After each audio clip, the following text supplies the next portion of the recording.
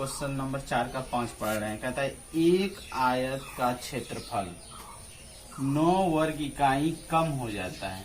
हाँ, कहता है यदि उसकी लंबाई 5 इकाई कम कर दी जाए, लंबाई में 5 कम कर देंगे और चौड़ाई 3 इकाई बढ़ा दी जाती है। तो सबसे पहले आयत है तो हम लोग मान लेते हैं, माना कि लंबाई इक्वल टू x, चौड़ाई इक्वल टू y।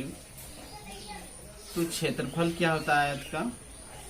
आयत का क्षेत्रफल होता है लंबाई गुना चौड़ाई, तो x Guna y, that means xy।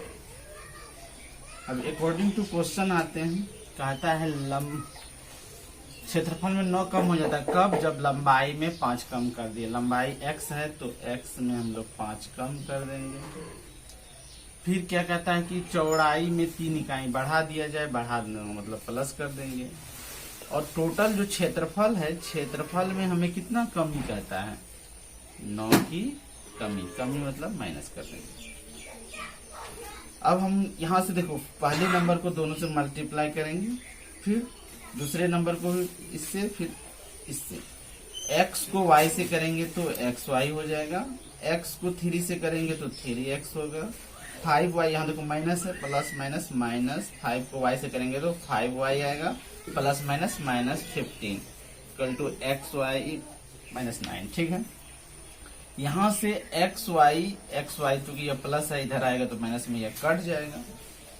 तो यहाँ से निकल गया 3x माइनस 5y बराबर माइनस 9 और प्लस का 15। माइनस 15 था, इधर गया तो प्लस 15 हो गया। तो हमारा यहाँ से इक्वेशन निकल गया पहला कि 3x minus 5y equal to 15 में 9 घटा देंगे, कितना बचेगा? 6। यह हो गया समीकरण 1। क्लियर है? फिर हम दूसरा समीकरण इसी तरह बनाएंगे। देखते हैं यहाँ पर अगेन, दोबारा से पढ़ते हैं अगेन अकॉर्डिंग टू क्वेश्चन। कहता है यदि लंबाई में 3 इकाई और चौड़ाई में 2 इकाई बढ़ा दिया, मतलब लंबाई में भी 3 बढ़ाना है, चौड़ाई में भी 2 बढ़ाना, तो क्षेत्रफल भी 67 इकाई बढ़ जाता है। यानी सब में प्लस ही करना है। पहले कहता है लंबाई में 3 का वृद्धि तो 3 प्लस कर देंगे, फिर चौड़ाई में 2 तो चौड़ाई में 2 प्लस कर देंगे, फिर क्षेत्रफल हमारा xy है, xy में 67 की वृद्धि।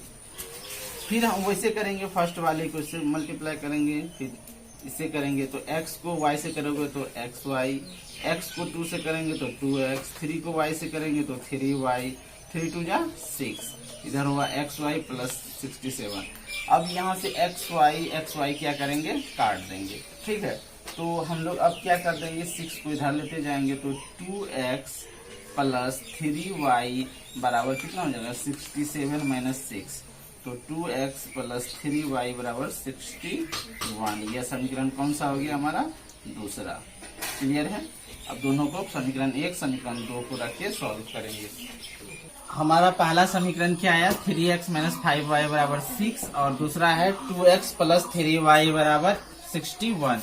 तो हम लोग यदि एलिमिनेशन मेथड से बनाएंगे, एलिमिनेशन मेथड में क्या कहता है कि हम यहाँ y को हम कटाना चाह रहे हैं, तो यहाँ 3 है तो यहाँ 3 से मल्टीप्लाई करेंगे, यहाँ 5 है तो यहाँ किससे मल्टीप्लाई करेंगे? 5 से। 3 से मल्टीप्लाई कर दो, 3 से करेंगे 3 3 जा 9, 3 5 जा 15, 3 6 जा 18, 5 से करेंगे कितना हो जाएगा? 10x प्लस 15y, और यह हो जाएगा 5 1 जा 5, 5 6 जा 30, है ना?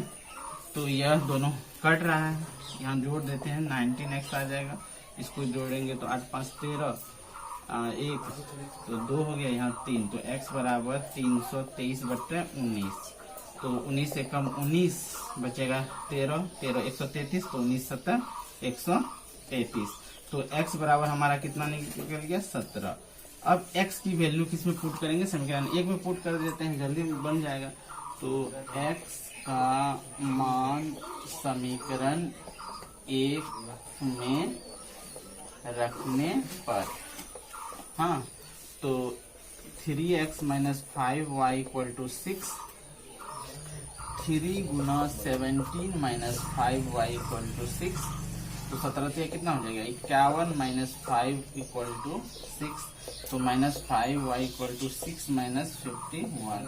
तो माइनस 5y बराबर कितना हो जाएगा माइनस का 45। तो ये बड़ा साइन आएगा, 51 बड़ा है इसलिए माइनस आ जाएगा। तो minus minus cancel, y equal to कितना हो गया 45/5। तो यह हो गया हमारा 9 × 5 = 45। तो हम हमारे बीमा पूछ रहा है, बीमा मतलब लंबाई और चौड़ाई। तो अतः लंबाई हमारा कितना निकला है x कितना निकला है 17 है ना, वर्ग इकाई है तो मीटर लिख दो। और चौड़ाई कितना है हमारा y कितना निकला है 9 मीटर। ये हो गया हमारा आंसर। ठीक है, बाय।